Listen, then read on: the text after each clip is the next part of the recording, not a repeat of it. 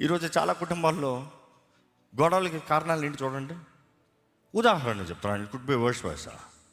భర్త అలసిపోయి ఇంటికి వస్తాడు, భార్య పొద్దున్నట్టు వెయిటింగ్ కక్కేస్తానికి. ఆయన అలసిపోయి వచ్చాడని చూడదు, కానీ ఏం చేసావు ఎట్లా ఉంటుంది? If it is gentle talk it could be better. You need to know real power is really knowing timing అండి. కాలము సీజన్ తగిన వారుగా ఉండాలి.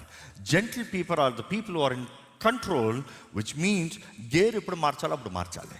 ఓరక మార్చేస్తాం కాదు. కంగారు పడద్దు. నీకు 6 గేర్స్ ఉందని 6th గేర్లో ఎలాంటి రూల్ లేదు. కొన్ని రోడ్ల ఫస్ట్ గేర్లోనే ఉండాలి. జీవితంలో అనేక మందికి ఈ ఫలము ఫలిస్తం లేదు. కారణం ఏంటంటే పరిశుద్ధాత్ముడు లేడు. పరిశుద్ధాత్మ లేకుండా ఎవరు ఫలించలేదన్నదే ఈ వాక్యంలో మనం చూస్తున్నాము.